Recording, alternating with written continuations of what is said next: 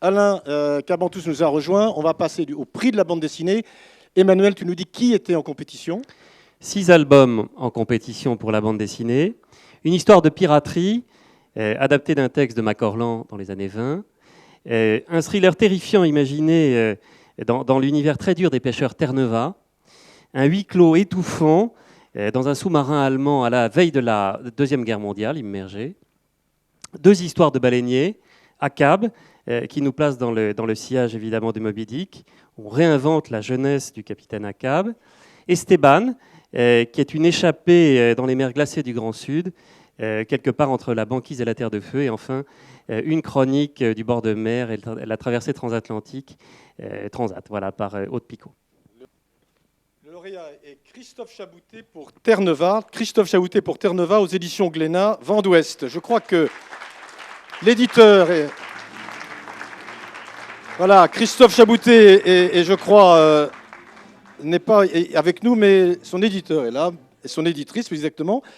Avant de vous remettre le chèque, Alain, tu nous dis pourquoi tu as plaidé avec vivacité et conviction pour ce livre. Quelques mots.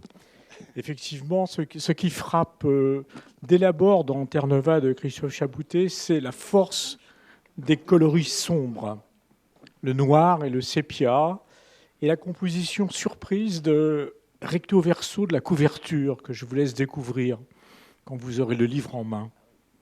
C'est aussi le contraste fort du noir et du blanc qui appuie le graphisme des pages intérieures où les hachures, les taches, les griffures traduisent avec beaucoup de talent la brutalité de ce monde de la pêche morutière.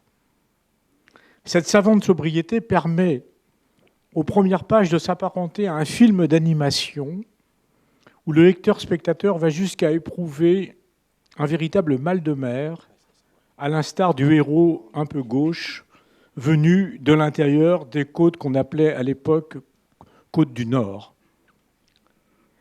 Et cette savante sobriété est aussi tout entière au service de la relation entre l'image et le texte. Ce texte, présenté comme un journal de bord, avec l'écriture penchée d'élèves appliqués, qui ont peu fréquenté l'école. Ce texte qui est le support d'un scénario qui se donne une double fonction. Une fonction informative, précise, sur la dureté extrême de la vie quotidienne sur les bancs autour des années 1920 encore.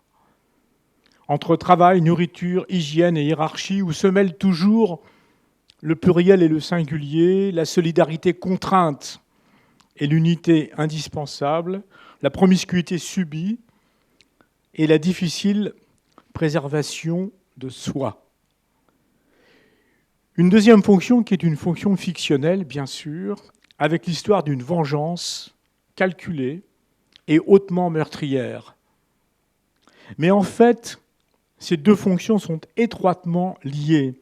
Ces deux figures d'écriture se répondent, liées qu'elles sont par la violence qui traverse le livre tout entier, celle de la mer, celle des marins, celle du passé, celle du système économique qui a broyé et qui efface les destins.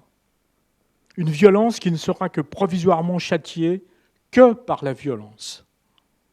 Grâce à ce très beau Terre-Neuva de Christophe Chaboutet, le lecteur séduit par la brutalité des images devient à son tour un témoin conscient de ce réalisme imaginaire. Et donc, merci à lui. Voilà, je vous remets le chèque. Je vous laisse dire un mot. Je regrette que Christophe ne soit pas là pour avoir entendu en tout cas ce beau plébiscite pour cet album.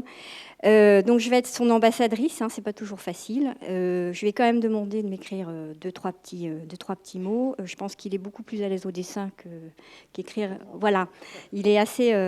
donc il m'a envoyé ça, donc je vous le dis tel quel. Alsacien d'origine, je suis né et j'ai grandi très loin de la mer. Je ne la voyais que 15 jours par an, en été, pendant les vacances. Je l'ai découverte, je la découvre depuis que je me suis installée il y a quelques années sur l'île d'Oléron. Lorsqu'elle vous prend, elle ne vous lâche plus. Voilà. C'est court, c'est plus court que monsieur. Mais en tout cas, je vous invite à le lire parce que si vous aimez le dessin, c'est vraiment une très belle prestation et merci pour votre présentation. Merci beaucoup. Alors là, on a aussi une mention que le jury a souhaité donner à ACAB. Il y a 2 volumes. C'est en fait une reconstitution imaginaire de la jeunesse du capitaine ACAB. Et c'est magique.